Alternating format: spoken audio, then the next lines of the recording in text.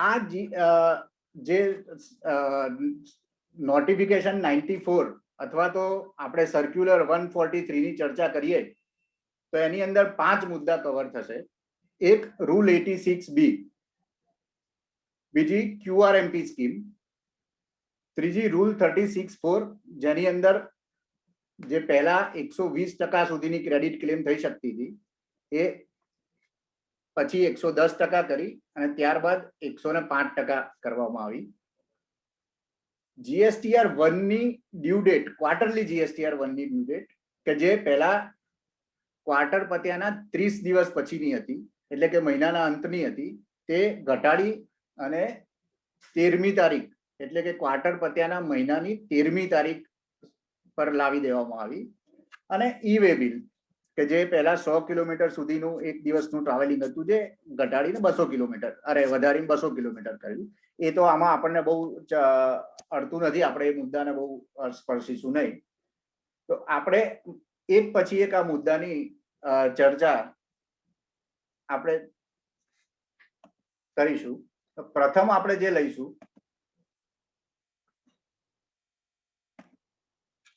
Rule 86B.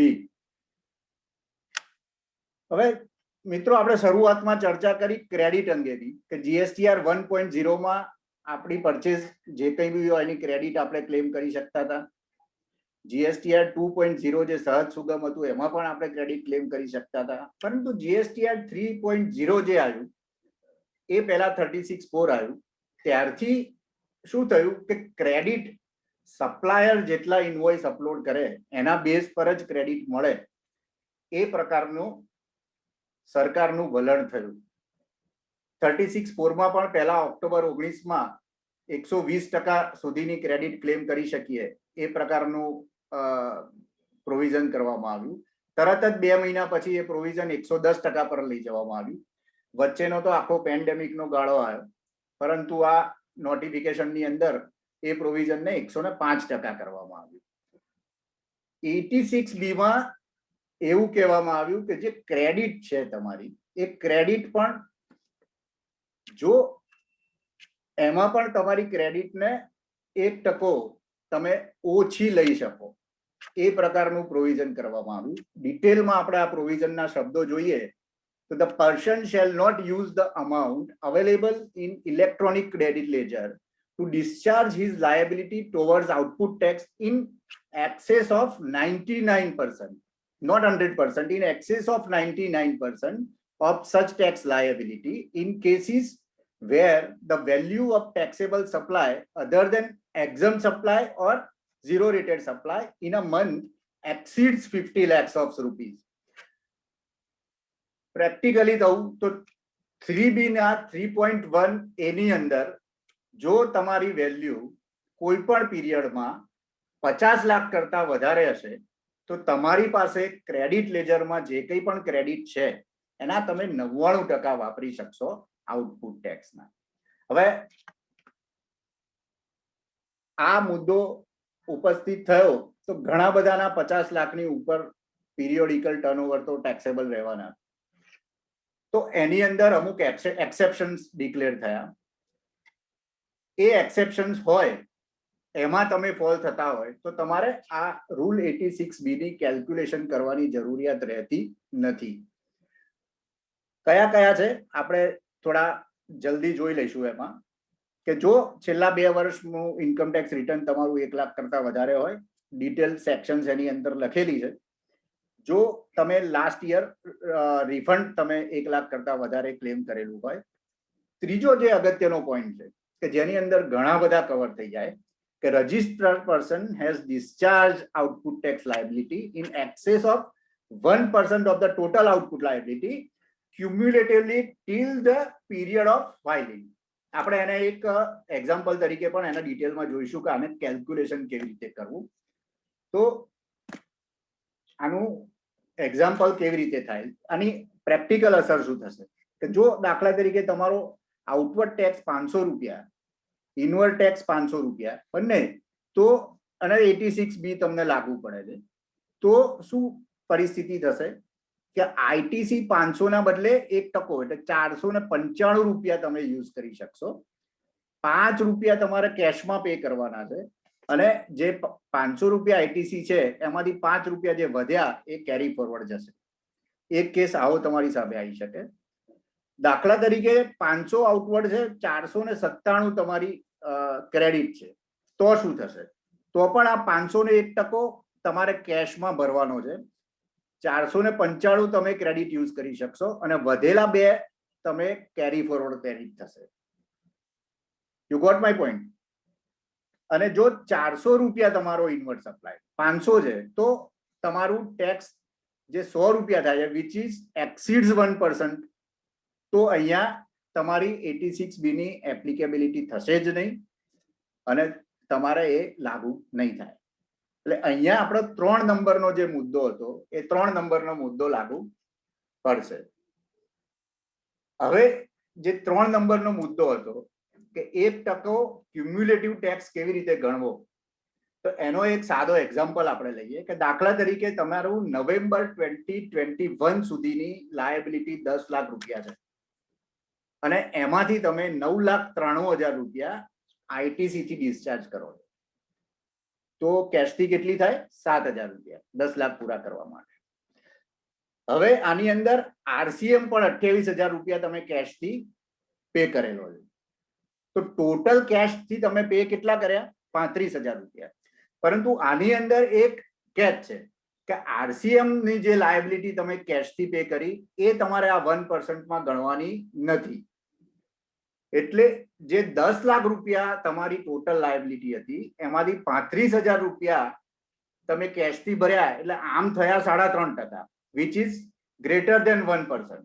But RCM ની liability આમાં 28,000 છે, એટલે એકચ્યુઅલ કેશ તમે આરસીએમ વગર પે કરી છે 7,000, which is 0.7%, is less than 1%. તો આ કેસમાં તમારે 86B એપ્લિકેબલ થશે. રાઈટ? સો 86B કેલ્ક્યુલેટ કરવા માટે તમારે આ મેથડ એક્સેપ્શન્સ તમે જે નક્કી કરો એમાં તમારે ક્યુમ્યુલેટિવ ટેક્સ આ મેથડથી એપ્લાય કરવાનો થશે. હવે થોડું પ્રેક્ટિકલી આપણે જોઈ લઈએ સોફ્ટવેરમાં કેવી રીતે. તો 3.1A ની અંદર તમે 50 લાખ કરતા વધારે જો ટર્નઓવર નાખ્યું હશે, રાઈટ, તો સોફ્ટવેર તમને નોટિફાઈ કરશે કે અહીંયા 86B એપ્લિકેબલ થશે, નંબર 1. ત્યારબાદ 86B કેલ્ક્યુલેટ કરવા માટે અહીંયા તમને એક અલગથી ટેબ આપવામાં આવ્યો છે, એપ્લાય રૂલ 86B. એટલે તમારી જે મેં તમને પહેલા સમજાવ્યું રીતે કેશનો 1% તમારું અહીંયા કેશ પેડ તરીકે આવશે અને બાકીની ક્રેડિટ જે છે એટલી ઓછી થઈ અને કેરી ફોરવર્ડમાં જતી રહેશે. તો આ સોફ્ટવેર તમને ઓટોમેટિક ગણશે. પરંતુ કેવું થયું કે જ્યારે આ 86B એપ્લિકેબલ કરવા માટેનું નોટિફિકેશન આવ્યું એટલે ખૂબ હોબાળો થયો. અને જ્યારે બી હોબાળો થાય એટલે સરકાર એક ક્લેરિફિકેશન સાથે બહાર આવે છે. ને એ વખતે પણ ક્લેરિફિકેશન એવું આવ્યું કે આ તો અમે ફેક ઇનવોઇસ ને રોકવા માટે આ નોટિફિકેશન લાયા છીએ અને બહુ ઓછા લોકોને આની અસર થશે કારણ કે અમે એક્સેપ્શન્સ બહુ બધા આપ્યા છે. એટલે અમારી પાસે 1 કરોડ કરતા વધારે ટેક્સ પેયર છે, એમાંથી ફક્ત 45,000 ટેક્સ પેયર્સ જ ને આની ઇફેક્ટ થશે. રાઈટ? હવે જો 45,000 એટલે લેસ દેન 0.5%, એટલે જો તમે 1000 કસ્ટમરનું કામ કરતા હો તો એમાંથી 5 જ લોકોને એવું કહી શકાય કે 5 જ લોકોને આ 86B નો રૂલ લાગુ પડશે. તો બધાના માટે સોફ્ટવેરમાં 86B દર વખતે નોટિફાઈ થાય એવું નડે નહીં, એના માટે અમે શું એક વ્યવસ્થા કરી કે માસ્ટરની અંદર પણ એપ્લિકેબલ રૂલ 86B નો ટેબ આપી દીધો તમને. જો આ ટેબને તમે અનટિક કરશો તો એ કેસીસમાં કોઈ પણ પીરિયડમાં રૂલ 86B નું નોટિફિકેશન તમને મળશે નહીં. રાઈટ? તો આ આપણો 86B માટેની ડિટેલ હતી કે 86B કેવી રીતે ઇફેક્ટમાં આવ્યો, કેવી રીતે એની અસર કેલ્ક્યુલેટ કરવું અને એનું પ્રેક્ટિકલ ઇમ્પ્લિમેન્ટેશન આપણે કેવી રીતે કરવું. હવે ખૂબ અગત્યનો પોઈન્ટ, QRMP સ્કીમ. QRMP એનું ફૂલ ફોર્મ છે ક્વાર્ટરલી રિટર્ન મંથલી પેમેન્ટ, અને એને ઇફેક્ટિવ 1 જાન્યુઆરી 2021 થી કરવામાં આવ્યો. આ પણ એક ખૂબ મોટો ફેરફાર છે અને જો આ ફેરફાર 1/4/2021 થી લાવવામાં આવ્યો હોત તો ખૂબ સારું હતું, કારણ કે અધવચ્ચેથી આ પ્રકારના ફેરફાર લાવવાથી એકાઉન્ટિંગ મેથડથી માંડી અને જે કોમ્પ્લાયન્સ મેથડ આપણા ત્યાં છે એ બધામાં ખૂબ મોટો ફેરફાર આવ્યો છે અને ડિસ્ટર્બન્સ બી ઘણું મોટું થયું છે અધવચ્ચેથી લાયા છે છતાં. પરંતુ Q4 થી એનું ઇમ્પ્લિકેશન થયું છે, એટલે જીએસટી 3.0 ઇમ્પ્લિમેન્ટ થઈ ગયો છે બાળક સ્વરૂપે. હવે આપણે એ કોને કોને લાગુ પડે છે એ જોઈએ. તો 5 કરોડ રૂપિયાના ટર્નઓવરની એક લિમિટ અહીંયા, એગ્રીગેટ ટર્નઓવરની એક લિમિટ અહીંયા આપવામાં આવી કે જે ટેક્સ પેયરની 5 કરોડ કરતા ઓછું ટર્નઓવર છે એ લોકો આ ક્વાર્ટરલી રિટર્ન મંથલી પેમેન્ટની સ્કીમમાં એન્ટર થઈ શકે છે. જેનું 5 કરોડથી ઉપર છે ટર્નઓવર એ લોકોએ કમ્પલસરી મંથલી સ્કીમમાં જ રહેશે. જેને ક્વાર્ટરલીમાં નથી રહેવું એને પણ મંથલીમાં જવાનો ઓપ્શન ખુલ્લો છે. હવે આપણે આની બારીકી જોઈએ, દરેકે દરેક પોઈન્ટ કે આ QRMP સ્કીમ સૌથી પહેલા તો એ સમજી લો કે દરેક ક્વાર્ટરે તમે આને ચેન્જ કરી શકો છો. એટલે અત્યાર સુધી કેવું હતું, આ સૌથી મોટામાં મોટો અને ખૂબ અગત્યનો પોઈન્ટ છે કે QRMP સ્કીમમાં આપણે દરેક ક્વાર્ટરમાં સ્કીમમાં જઈ પણ શકીએ છીએ, સ્કીમની બહાર પણ આવી શકીએ છીએ. તો ક્યારે તમે સ્કીમમાં એન્ટર થઈ શકો અને ક્યારે સ્કીમની બહાર આવી શકો એનો એક પીરિયડ ડિફાઇન કરવામાં આવ્યો છે. કે દાખલા તરીકે આપણે 21-22 નું Q1 લઈએ, એપ્રિલ થી જૂન, તો 1 ફેબ્રુઆરી એટલે કે આગલા ક્વાર્ટરના બીજા મહિનાથી કરંટ ક્વાર્ટરના ફર્સ્ટ મંથની છેલ્લી તારીખ એટલે કે 1 ફેબ્રુઆરીથી 30મી એપ્રિલ સુધી તમે આમાં QRMPમાં તમે મંથલી છો તો ક્વાર્ટરલી ઓપ્શન સિલેક્ટ કરી શકો છો અને જો ક્વાર્ટરલી છો તો મંથલી ઓપ્શન સિલેક્ટ કરી શકો છો. એટલે Q1 ઓફ 21-22 માટેની સ્કીમ માટેનું જે ઓપ્શન છે એ અત્યારે ફેબ્રુઆરી 1 થી ઓલરેડી ઓપન થઈ ચૂક્યો છે. એ જ રીતે મેં લિસ્ટ આઉટ કર્યું છે Q2 માટે 1 મે થી 31 જુલાઈ, Q3 માટે 1 ઓગસ્ટ થી 31 ઓક્ટોબર અને Q4 માટે 1 નવેમ્બર થી 31 જાન્યુઆરી. હવે આ ઓપ્શનમાં જવા માટેના અમુક શરતો છે. કઈ શરતો છે? તો પહેલા તો તમે જે ક્વાર્ટરની આગળનું રિટર્ન છે, જ્યારે તમે સ્કીમમાં બહાર જવા અથવા તો અંદર જવા માંગતા હોય એની પહેલાનું જે રિટર્ન છે એ તમારું કમ્પલસરી ભરેલું હોવું જોઈએ. એક વખત તમે આ સ્કીમમાં એન્ટર થયા પછી જો એના ફેરબદલ નહીં કરો તો તમે જે સ્કીમમાં છો એ સ્કીમમાં કન્ટિન્યુ રહેશો. એટલે કે તમે ક્વાર્ટરલી રિટર્નની સ્કીમમાં ગયા તો તમે બીજા ક્વાર્ટર આવતા એમાં કોઈ જાતનો ફેરફાર નથી કરતા તો તમે બીજા ક્વાર્ટરમાં પણ ક્વાર્ટરલી સ્કીમમાં કન્ટિન્યુ રહેશો. જો વિધિન ધ પીરિયડ એટલે કે ફાઇનાન્શિયલ યર 5 કરોડ કરતા તમારું ટર્નઓવર વધી જાય અથવા તો અન્ય મંથલી રિટર્નના ક્રાઇટેરિયામાં તમે ફોલ થાવ તો જે ક્વાર્ટરની અંદર તમારું આ ટર્નઓવર વધે અથવા તો તમે બીજા ક્રાઇટેરિયા મેચ કરો એના પછીનું જે ક્વાર્ટર આવે ત્યારે તમારે કમ્પલસરી મંથલી રિટર્નમાં જવું પડે. હવે શું થયું, ફર્સ્ટ ટાઈમ આવી આ જે Q4 ઓફ 2021 એમાં સ્કીમ લોન્ચ થઈ ગઈ તો ગવર્મેન્ટે શું કર્યું, 5 કરોડથી નીચેનું ટર્નઓવર આગલા વર્ષમાં જેનું હતું એ બધાને બાય ડિફોલ્ટ QRMP સ્કીમમાં ટ્રાન્સફર કરી દીધા. તકલીફ સૌથી મોટી અહીંયા થઈ છે, ઘણા બધાને આ તકલીફ થઈ છે. અમારી ઓફિસમાં રોજના ઓછામાં ઓછા 25-30 ફોન આના માટે આવે. શું થયું, આ ખૂબ અગત્યનું છે, સમજી લેજો. જે થઈ ગયું છે હવે બદલી શકવાનું નથી આ ક્વાર્ટરમાં, પણ આગલા ક્વાર્ટરમાં તમે એને ચેન્જ કરી શકશો. એગ્રીગેટ ટર્નઓવર 1.5 CR હતું અત્યાર સુધી, જેનું હતું અથવા હોતું હતું એ લોકો તો ક્વાર્ટરલી ઓપ્શનમાં હતા, એ તો ક્વાર્ટરલીમાં જ રહ્યા. જે લોકો એગ્રીગેટ ટર્નઓવર 1.5 CR થી ઓછું હતું અને મંથલીમાં જ હતા, જે ક્વાર્ટરલી નતા ભરતા, મંથલી હતા, એ બી મંથલીમાં રહ્યા. પરંતુ પ્રોબ્લેમ ક્યાં આવ્યો? જેનું ટર્નઓવર 1.5 CR થી 5 CR ની વચ્ચે હતું, કે જે લોકો મંથલી રિટર્ન ઓલરેડી ભરતા હતા, એમને આપણે મંથલી રિટર્ન હતા, કારણ કે પહેલા 1.5 કરોડ થી નીચેના ક્વાર્ટરલી, એનાથી ઉપરના મંથલી, એટલે આપણે મંથલી જ ભરતા હતા. એ બધાને ગવર્મેન્ટે આપોઆપ QRMP સ્કીમમાં નાખી દીધા. હવે આ વસ્તુની ઘણા બધા લોકોને ખ્યાલ નતો કે ગમે તે એમના બધા જે પેયર્સ હતા, ટેક્સ પેયર્સ, એ બધા QRMP સ્કીમમાં ક્વાર્ટરલી થઈ ગયા. એટલે હવે એ લોકો મંથ ઓફ ફેબ્રુઆરી ચાલુ થયો એટલે એના GSTR1 ભરવાનો પ્રયત્ન કરી રહ્યા છે. અરે એ GSTR1 ભરે છે ત્યારે એમને પોર્ટલ પર એરર આવે છે કે તમે તો ક્વાર્ટરલી સ્કીમમાં છો, એટલે you cannot go for GSTR1 monthly, right? So આ સૌથી મોટો ફેરફાર જે થયો એની આ પહેલી અસર અત્યારે આ થઈ રહી છે. તો જેને બી હવે પછી આ ક્વાર્ટરલી ના રાખવા હોય કસ્ટમરને અને મંથલી કરવા હોય તો એ Q1 ઓફ 21-22 માટે એમને મંથલી પોર્ટલ ઉપર કરી શકે.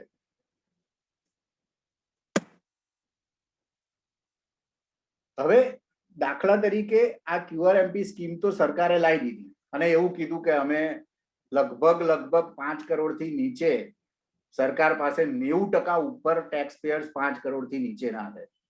એટલે એક જનરલ સેન્ટેન્સ કે અમે 90% ટેક્સ પેયર્સને ક્વાર્ટરલી રિટર્ન ફાઇલ કરવા પડશે, એ પ્રકારની વ્યવસ્થા ગોઠવી દીધી. પરંતુ હવે આ વ્યવસ્થાની અંદર આયા પછી આપણે બીજું શું શું કરવું પડશે, તો એની ડિટેલ આપણે ચર્ચા કરીએ. અગેન આપણે ક્રેડિટ પર આવીએ કે દાખલા તરીકે ક્વાર્ટરલી રિટર્ન ફાઇલર છે એ એનું GSTR1 ક્વાર્ટર પછી ફાઇલ કરશે, તો એની પાસેથી જે લોકો માલ ખરીદે છે એને એની ક્રેડિટ તો 100% મંથલી કેસમાં નહીં દેખાય. તો એના માટે ગવર્મેન્ટે વ્યવસ્થા કરી ઇનવોઇસ ફર્નિશિંગ ફેસિલિટી. IFF મેથડથી તમે ઇનવોઇસીસ અપલોડ કરી શકો છો, રાઈટ? જે GSTR1 માં તમે દર મહિને અપલોડ કરતા હતા એ જ રીતે ઇનવોઇસ ફર્નિશિંગ ફેસિલિટીથી તમે તમારા ઇનવોઇસીસ અપલોડ કરી શકો છો, રાઈટ? એટલે તમે QRMP સ્કીમમાં જો તો ક્વાર્ટરના પહેલા 2 મહિનામાં, એટલે કે અત્યારે આ ક્વાર્ટરની ચર્ચા કરીએ આપણે જાન્યુઆરી, ફેબ્રુઆરી, માર્ચની, તો જાન્યુઆરી અને ફેબ્રુઆરી, that is of M1 and M2 of આ ક્વાર્ટર, એમાં તમે IFF મેથડથી ઇનવોઇસીસ અપલોડ કરી શકો છો. એ ઇનવોઇસીસ હું પોતે પણ એવું માનતો હતો ખાલી ઇનવોઇસ અપલોડ કરી દેવાના છે, પરંતુ જ્યારે પેન્ડોરા બોક્સ ખુલ્યું પોર્ટલ પર ત્યારે ખ્યાલ આવ્યો કે આ ઇનવોઇસીસ ફક્ત અપલોડ નથી કરવાના, પરંતુ GSTR1 ની જેમ એને સબમિટ પણ કરવાના છે, ફાઇલ પણ કરવાના છે, એની ARN પણ જનરેટ કરવાની. IFF મેથડથી તમે જે કંઈ પણ ઇનવોઇસ અપલોડ કરો છો એ સબમિટ થશે, ફાઇલ થશે, એની ARN પણ જનરેટ થશે, રાઈટ? અને એની અંદર એક કન્ડિશન છે કે વધુમાં વધુ 50 લાખ રૂપિયા સુધીના ઇનવોઇસીસ તમે IFF મેથડથી અપલોડ કરી શકશો. એનાથી વધારે ઇનવોઇસ જો તમારા પીરિયડમાં આવ્યા તો તમારે વેપારીને પૂછવું પડશે કે ભાઈ સિલેક્શન કર, આમાંથી કયા કાઢવા, બરાબર? એટલે આ તમારી IFF મેથડમાં. હવે IFF મેથડની અંદર ઇનવોઇસીસમાં કયા કયા કોલમ્સ અથવા તો કયા પ્રકારના ઇનવોઇસીસ અપલોડ થશે? તો આપણા GSTR1 ની અંદર ટોટલ 19 કોલમ છે.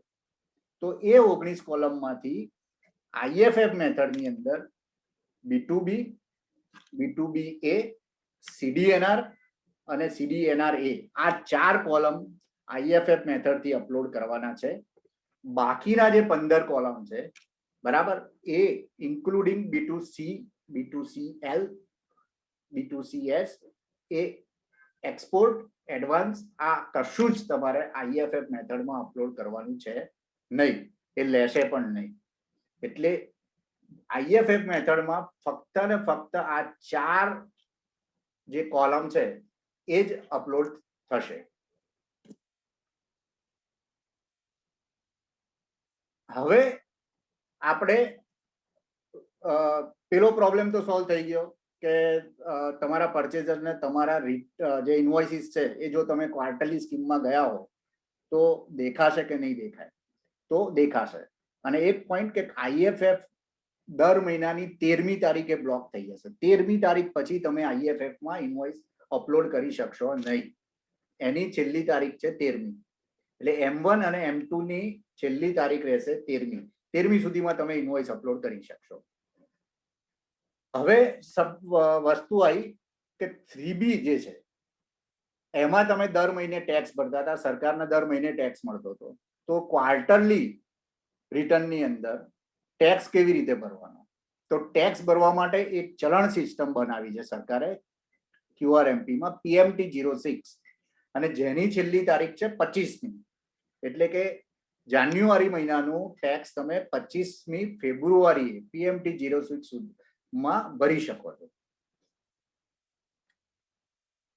હવે PMT06 છે તો PMT06 માં ટેક્સ ભરવા માટે બે મેથડ છે.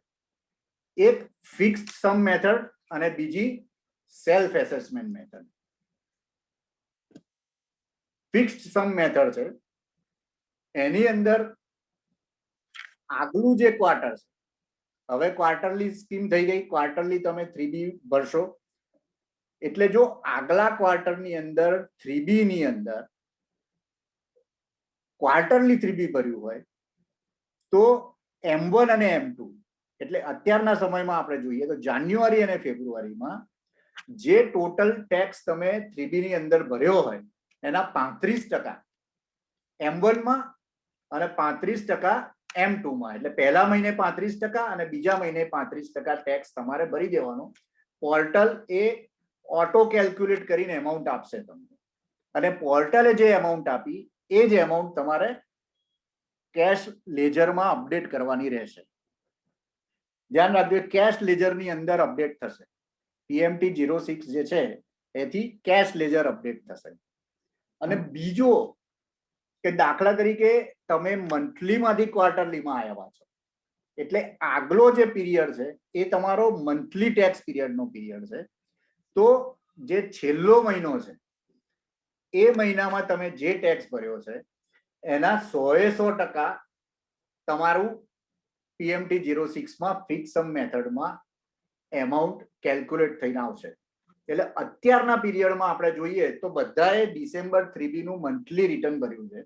તો જાન્યુઆરી મહિનાનું PMT06 ઓટો કેલ્ક્યુલેટ કરશો તો ડિસેમ્બરમાં તમે જેટલો ટેક્સ ભર્યો છે એટલો ને એટલો તમારો ટેક્સ જાન્યુઆરી મહિનાના PMT06 માં જે તમે 25મી ફેબ્રુઆરી સુધી ભરશો એમાં આવશે. અહીંયા પોર્ટલે શરૂઆતમાં ભૂલ કરેલી. અહીંયા પોર્ટલે શું કર્યું હતું, જ્યારે 1 ફેબ્રુઆરીએ PMT06 ખોલ્યું અને તમે જો સેલ્ફ એસેસમેન્ટ ફિક્સ સમ મેથડ સિલેક્ટ કરો તો શું કર્યું હતું, ડિસેમ્બર મહિનાનો ટેક્સ તો પકડ્યો હતો પરંતુ એના 35% ગણતરી કરી અને ઓટો કેલ્ક્યુલેટ આપ્યું હતું, જેનું ક્લેરિફિકેશન ગઈકાલે આવ્યું. ગઈકાલે એમણે પોર્ટલ પર એમની એ ભૂલ સુધારી અને એક ક્લેરિફિકેશન આપ્યું કે કેમ કે ડિસેમ્બરમાં બધા જ મંથલી હતા એટલે ડિસેમ્બર મહિનાના 100% એમાઉન્ટ તમારે ફિક્સ સમ મેથડમાં જાન્યુઆરીના PMT06 માં ભરવી પડશે.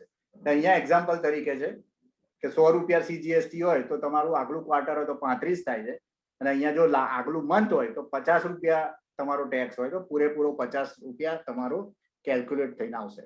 તો આ એક મેથડ થઈ ફિક્સ્ડ સમ મેથડ PMT06 માટેની. બીજી મેથડ છે સેલ્ફ એસેસમેન્ટ મેથડ, જેને હું વર્ચ્યુઅલ 3B જ કહું છું. This is a virtual 3B. Original 3B કે જેની અંદર તમે બધું આઉટવર્ડ ઇનવર્ડ નાખી આદે કરી અને છેલ્લે સેટ ઓફ કરતા હતા, એમાઉન્ટ સેટ ઓફ કરતા હતા કેશ અને ક્રેડિટમાંથી. આમાં ખાલી સેટ ઓફ નથી કરવાની, તમારે આમાં કેલ્ક્યુલેશન એ જ રીતે કરવાનું છે જે રીતે તમે 3B માં કરતા હતા. આઉટવર્ડ ઇનવર્ડ ઇવન આગળથી કોઈ ક્રેડિટ તમારી પાસે હોય તો એનો પણ તમે કેલ્ક્યુલેશનમાં લઈ શકો છો. કેશ રજિસ્ટરમાં કોઈ પૈસા પડ્યા હોય તો એને પણ તમે કન્સિડર કરી શકો છો અને જે બાકીના એમાઉન્ટ રહી એને તમે PMT06 ની અંદર કેશ તરીકે તમારે અપડેટ કરવાની છે એ ચલણમાં. રાઈટ? તો આ જે થઈ એ તમારી સેલ્ફ એસેસમેન્ટ મેથડ થઈ. તો તમે જે કંઈ પણ પૈસા ભરો છો એ પૈસા દાખલા તરીકે તમે મોડા ભર્યા, તમે ઓછા ભર્યા, તો એના ઇન્ટરેસ્ટનું શું? તો એમાં ઇન્ટરેસ્ટ માટે પણ બે વાત કહેવામાં આવી. જો તમે ફિક્સ સમ મેથડ કે જે ઓટો કેલ્ક્યુલેટ કરીને આવે એની અંદર સિલેક્ટ કરીને પૈસા ભર્યા હોય તો ઇન્ટરેસ્ટ કાઉન્ટ નહીં થાય. અને જો તમે સેલ્ફ એસેસમેન્ટ મેથડથી પૈસા ભર્યા હશે તો ઇન્ટરેસ્ટ કાઉન્ટ થશે. હવે આ ખૂબ કન્ફ્યુઝન છે. અમારી પર ફોન આવે છે કે ફિક્સ સમ મેથડથી હું ગમે ત્યારે પૈસા ભરું તો ઇન્ટરેસ્ટ જ નહીં લાગે. તો ના, 25મી સુધીમાં તમારે પૈસા તો ભરી જ દેવાના છે. ત્યારબાદ તમે ભરશો તો આ કયું ઇન્ટરેસ્ટ કે સેલ્ફ એસેસમેન્ટ મેથડથી દાખલા તરીકે તમારે ભરવાના આવે છે 45 રૂપિયા અને તમે ભર્યા 35 રૂપિયા, તો જે 10 રૂપિયા તમે ઓછા ભર્યા એ 10 રૂપિયાનું ગવર્મેન્ટ તમારી પાસે ઇન્ટરેસ્ટ માંગી શકે. રાઈટ? જ્યારે ઓટો કેલ્ક્યુલેટ થઈને 35 રૂપિયા આયા અને જો તમારે 45 રૂપિયા ભરવાના થતા હતા તો એ કેસમાં તમારે આ જે 10 રૂપિયા આયા એનું ઇન્ટરેસ્ટ ભરવાનું નહીં થાય. રાઈટ? ગવર્મેન્ટ કેવી રીતે પકડશે? તો GSTR 1 ના તેને બધું જોશે ને પછી એને લાગશે કે આ ઓછા પૈસા ભર્યા છે સેલ્ફ એસેસમેન્ટમાં. ઘણા પછી એવું કરશે, સેલ્ફ એસેસમેન્ટમાં જઈને ગમે તેમ ટેક્સ ભરી દેશે. તો આ એક એનો કેચ છે કે ઇન્ટરેસ્ટ તમારે લાગુ પડશે એની અંદર. રાઈટ? એટલે સેલ્ફ એસેસમેન્ટ મેથડ અને ફિક્સ સમ મેથડ આ બે PMT 06 માટે તમને ઓપ્શન આપ્યા છે. આની અંદર પણ એવું છે કે પહેલા મહિનામાં તમે ફિક્સ સમ મેથડ લો, બીજા મહિનામાં સેલ્ફ એસેસમેન્ટ મેથડ લો, તમે કરી શકો. સોફ્ટવેરની અંદર અમે આને એવી રીતે ઇમ્પ્લિમેન્ટ કર્યું છે, ખૂબ જરૂરી છે. કારણ કે હવે કેવું થઈ ગયું કે અત્યાર સુધી આપણે વર્ષ વાઇઝ પાર્ટીને મંથલી અથવા ક્વાર્ટરલી રાખતા હતા. હવે ક્વાર્ટર વાઇઝ મંથલી અને ક્વાર્ટરલી થઈ ગઈ. એટલે સોફ્ટવેરની અંદર અમે અહીંયા આપી દીધું છે તમને કે આગલા વર્ષનું 5 કરોડથી નીચેના જે ટર્નઓવર હોય એવા પાર્ટી આવશે. એને તમે અહીંયાથી જ કયો ઓપ્શન રાખવો છે રાખીને અપડેટ કરશો એટલે પોર્ટલ પર અપડેટ થઈ જશે, એઝ વેલ એઝ સોફ્ટવેરમાં પણ એ અપડેટ થઈ જશે. એટલે આનો ઉપયોગ તમે દાખલા તરીકે ARN તમે નાખો છો દરેક વખતે તો પેન્ડિંગ હવે તમે પીરિયડનું લેશો તો તમને ખ્યાલ આવશે કે આ ક્વાર્ટર વાળાનું પેન્ડિંગ છે, આ મંથ વાળાનું પેન્ડિંગ છે. એટલે દરેક ફાઇલ દર ક્વાર્ટરે જુદી જુદી થવાની શક્યતા છે. એટલે સોફ્ટવેરમાં પણ અમે માસ્ટરની અંદર તમે જોશો તો દરેક ક્વાર્ટર વાઇઝ એની રિટર્ન ફ્રીક્વન્સી આપવામાં આવી છે. Q4 of 2021 તો એ ક્વાર્ટરલી છે. આ રીતે અમે દરેક ક્વાર્ટર વાઇઝ હવે રિટર્ન ફ્રીક્વન્સી સોફ્ટવેરમાં આપશું.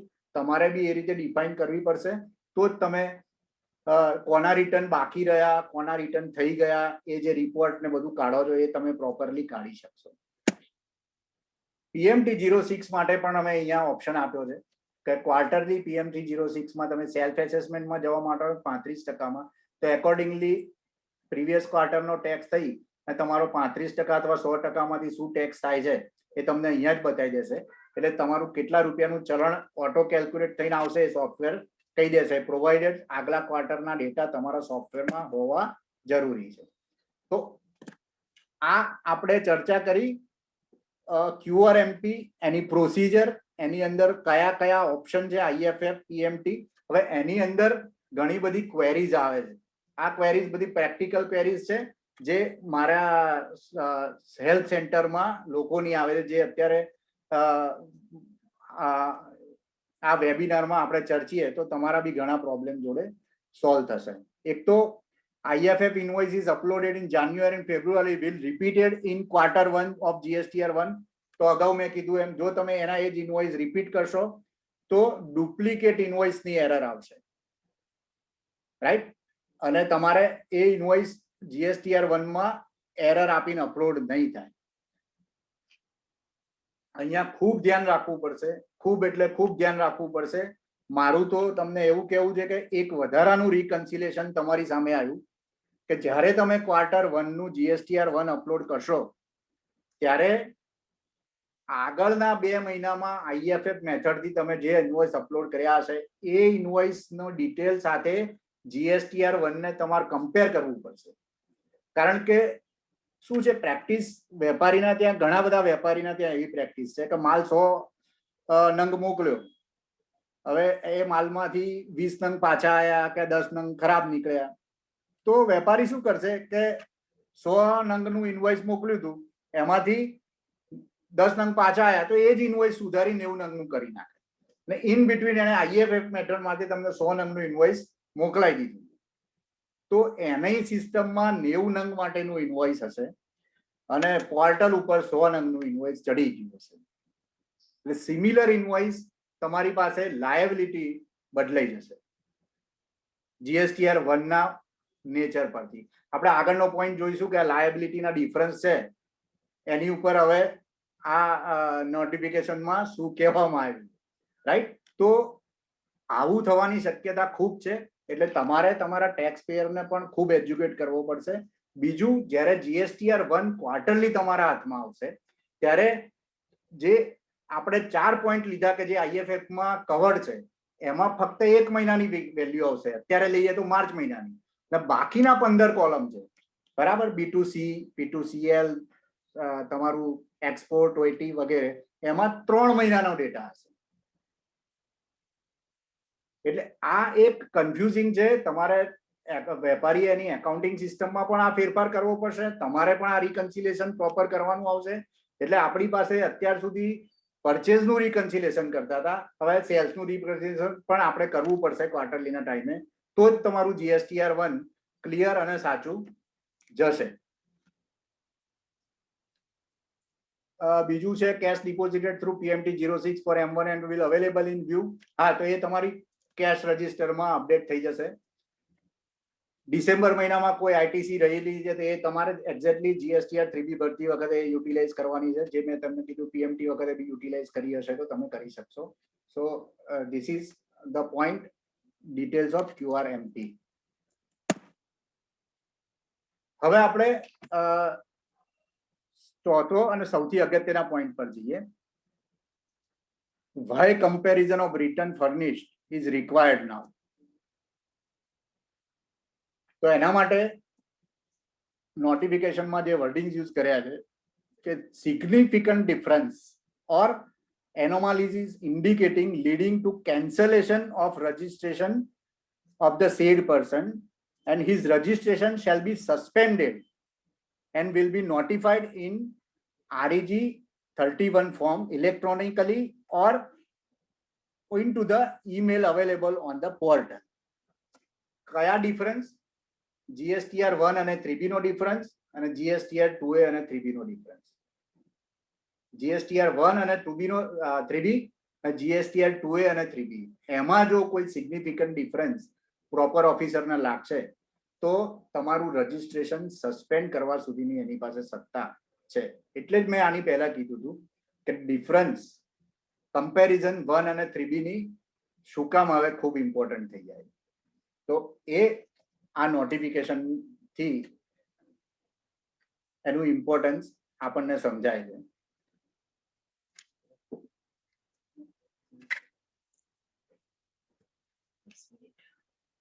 હવે 2A અને 2B પણ નવું આવ્યું. 2B અને 2A, અત્યાર સુધી આપણે 2A જોતા હતા, છેલ્લા જુલાઈ 20 થી 1 ઓગસ્ટ અને હવે જુલાઈ 20 નું પણ 2B અવેલેબલ છે. 2B પણ આવ્યું આપણી પાસે. તો 2B અને 2A માં શું ડિફરન્સ છે એ આપણે જે ડિફરન્સ ચેક કરવો હોય, આપણે આપણી ક્રેડિટ કેટલી છે એ ચેક કરવી હોય તો આ બેનો ડિફરન્સ બી જાણવો ખૂબ જરૂરી છે કે 2A આપણે અત્યાર સુધી જોતા હતા, હવે 2B મળ્યું, તો એ બેમાં ડિફરન્સ ખૂબ. આ જે જાન્યુઆરી મહિનામાં બધાએ 2B જોયા અને આ ક્વેશ્ચન બહુ સામે આવ્યો કે 14મી તારીખે 2B ડિક્લેર થયું, પહેલા 12મીએ થતું હતું, પછી GSTR 1 13મી તારીખ કરી ક્વાર્ટરલીની, એટલે 2B ની 14મી તારીખ કરી, એટલે હવે 2B દર વખતે 14મીએ તમારું જનરેટ થશે. તો 2A અને 2B માં શું ડિફરન્સ પડે છે? તો જે મંથલી ડીલર છે એ તમને 11મી તારીખે એનો લાસ્ટ ડેટ છે અને ક્વાર્ટરલી ડીલર છે એની લાસ્ટ ડેટ છે 13મી તારીખ. હવે 2B અને 2A એ બેની વચ્ચે શું ડિફરન્સ છે? તો 2A એ ડાયનામિક છે. તમે અત્યારે 2A ડાઉનલોડ કરો અને અડધો કલાક પહેલા તમારા કોઈ સપ્લાયરે ઇનવોઇસ અપલોડ કર્યા છે તો એ પણ તમને 2A માં દેખાશે, રાઈટ? આપણે બધા જાણીએ છીએ. 2B is static in nature, એટલે 14મીએ જનરેટ થશે તો 13મીએ રાત્રે 12 વાગ્યા સુધીમાં જેટલા ઇનવોઇસીસ અપલોડ થયેલા એને મળશે એટલા જ ઇનવોઇસીસ 2B માં દેખાશે અને એ 2B સ્ટેટિક છે. એટલે જાન્યુઆરી મહિનાનું 2B જે જનરેટ થયું એ તમે 23-24માં એનું એસેસમેન્ટ આવ્યું તો 23-24માં બી એ 2B એનું એ જ રહેવાનું, રાઈટ? અને હવે આપણે ડિફરન્સ જોઈએ તો 2A અને 2B નો ડિફરન્સ એટલા માટે પડે છે કે જે મંથલી ડીલરના ઇનવોઇસીસ 2B માં રિફ્લેક્ટ થાય છે એ 11મી સુધીના જ થાય છે અને ક્વાર્ટરલી ડીલરના 13મી સુધીના થાય.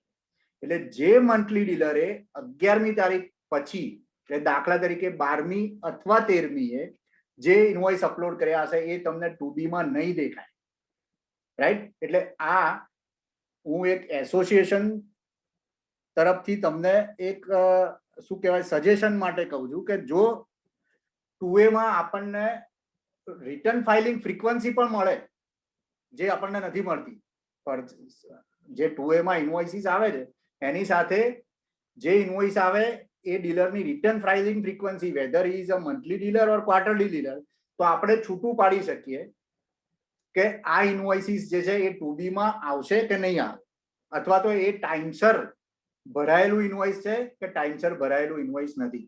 કારણ કે 12મી અને 13મી આ બે તારીખ એવી રહેવાની કે જેમાં મંથલી ડીલરની GSTR1 ની ડેટ પૂરી થઈ ગઈ હશે અને ક્વાર્ટરલીની 13મી સુધી.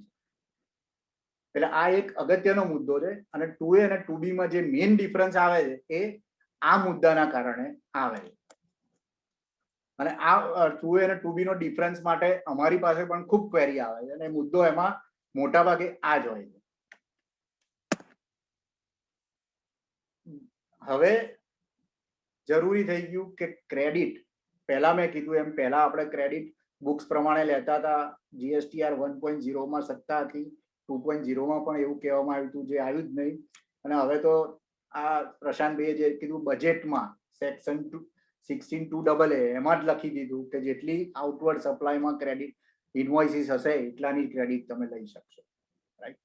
તો તમારા પરચેસ અને 2A આ બેને મેચ કરી એમાંથી કેટલી ક્રેડિટ મળી શકે એમ છે એ ક્રેડિટ તમારે દરેક પીરિયડે કાઢવી ખૂબ જરૂરી થઈ જશે. નંબર 1, ડીલરને ઇન્ફોર્મ કરવા જરૂરી થશે કે તારા આટલા સપ્લાયર રિટર્ન ભરતા નથી અથવા તો મોડા ભરે છે અને એની ક્રેડિટ તને મળતી નથી, નંબર 2. અને નંબર 3, ઇનએલિજિબલ ક્રેડિટ કાઢવી પણ એટલી જ જરૂરી થઈ જશે. ઘણી બધી કેસમાં આપણે બેંકના આ અને તે 2A માં બધું આવી જશે. 17(5) માં જે ઇનવોઇસીસ છે એ પણ આવી જશે. તો એની અંદરથી અને ઘણી વખત કેવું થાય બેંકના ઇનવોઇસીસ છે, હોટલના ઇનવોઇસ છે, એ બધામાં વેપારી એને ખર્ચામાં નાખી દે અને પરચેઝમાં નથી લેતો ક્રેડિટ માટે, અને આપણી પાસે તો 2A માં એ આવે જ છે. તો એ બધા તમારે ઇનએલિજિબલ ક્રેડિટ તરીકે કાઢવા પણ પડશે. એટલે this reconciliation is very much important nowadays to file the return. અને એ તમને મેચ, મિસમેચ અને મિસિંગ અને એ પણ GSTN વાઇઝ તમને મળે, બરાબર? તો તમે ખૂબ સ્પીડીલી આ કમ્પેરિઝન કરી શકો. એ તમને આ પ્રકારના રિપોર્ટમાં આપણે monthly as well as annually બંને પ્રોવાઈડ કરીએ.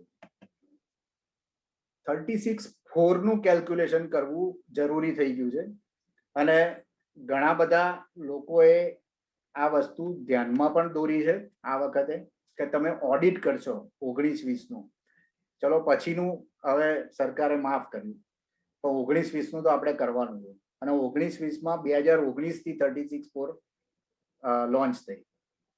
તો 36(4) નું ઇમ્પ્લિકેશન્સ ઓક્ટોબર થી માર્ચ સુધી તો 19-20માં પણ આવશે. તો એ 36(4) નું કેલ્ક્યુલેશન ઓડિટ પર્પઝ માટે કરવું જરૂરી. તો એ તમે કેવી રીતે કરી શકો? એના માટે અમે 36(4) પિરિયોડિકલી કેલ્ક્યુલેટ કરવા માટેનો ઓપ્શન પહેલેથી જ આપેલો છે. ખૂબ ઓછા લોકો આનો ઉપયોગ કરતા હતા, ખૂબ ઓછા લોકો, એટલે ઘણાના આ વિશે ખબર નહીં હોય. હું આ સ્ક્રીનને સિમ્પલ તમને સ્પીડી સમજાવી દઉં. એની અંદર બુક્સની ક્રેડિટ નાખવાની છે,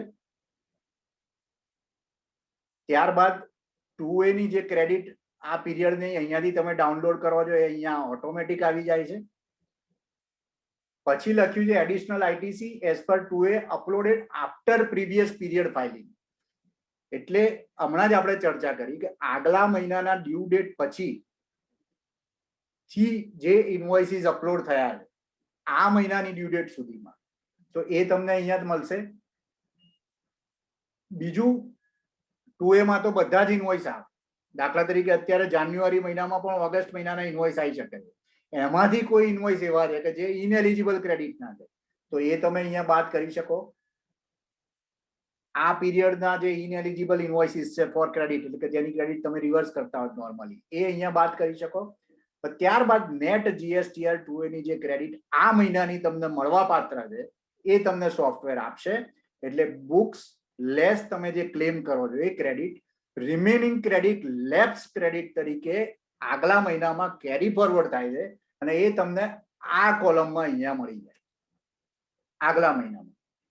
એટલે આગલા મહિનાનું GSTR 2A તમે લો ત્યારે તમારું બુક્સ પ્લસ આ લેબ્સ ક્રેડિટ એ બે ભેગી થઈને ટોટલ કેટલી ક્રેડિટ તમારે 2A જોડે મેચ કરવાની છે એ તમને આ સોફ્ટવેર કેલ્ક્યુલેટ કરીને બતાવે છે. આનું મંથ વાઇઝ એક્સેલમાં કેલ્ક્યુલેશન પણ અમે આપેલું છે.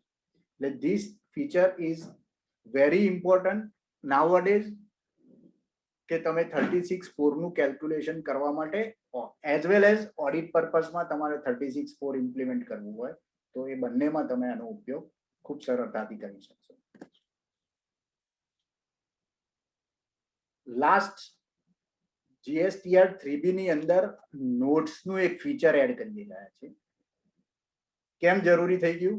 આપણે જોયું એમ 1(3B) નો કોઈ ડિફરન્સ પડ્યો, 2A 3B નો કોઈ ડિફરન્સ પડ્યો, પડી શકે. 3B આપણને રિસ્ટ્રિક્ટ કરે છે. દાખલા તરીકે ક્રેડિટ નોટ ખૂબ છે, સેલ ઓછું છે, તો નેગેટિવ ફિગર તો 3B લેવા નથી દેતું, તો તમે એ પાછળ લેશો બીજા મહિને, તો બીજા મહિને ઓટોમેટિક ડિફરન્સ, કારણ કે ક્રેડિટ નોટ તો GSTR 1 માં તમે આગલા મહિનામાં ક્રિએટ કરી દીધી, તો આ મહિને તમારું 1(3B નું ડિફરન્સ પડશે જ. તો આ પ્રકારના ડિફરન્સીસ જે પડે છે એને તમે દરેકે દરેક રિટર્ન વાઇઝ એની નોટ બનાવો, કે જેથી કરી ફ્યુચરમાં રેડી રેફરન્સમાં તમારી જોડે આ નોટ રહે. અને આ નોટનું પણ અમે એક માસ્ટર બનાવી આપીશું, એટલે દર વખત તમારે ટાઈપ નહીં કરવું પડે. એ નોટ રેડીમેડ હશે, તમે you just go and click that કે આ રીઝનથી અમારે આ વસ્તુ થઈ રહી છે, અને તમે પોતે એ માસ્ટર બનાવી શકશો. તો આ અમે એક 3B માં નવો ફીચર આ નોટિફિકેશનને લઈને ઇન્ટ્રોડ્યુસ કરીએ છીએ, કે જેથી કરીને તમે રિટર્ન વાઇઝ નોટ બનાવી હોય તો પણ બનાવી શકો. તો મિત્રો આ જે 94 અને 143 ના જે નવા ચેન્જીસ આવ્યા હતા, ફક્ત 2 જ વસ્તુને લઈને ઘણા મોટા ચેન્જીસ છે. એ ચેન્જીસને આપણે ડિટેલમાં જોયા.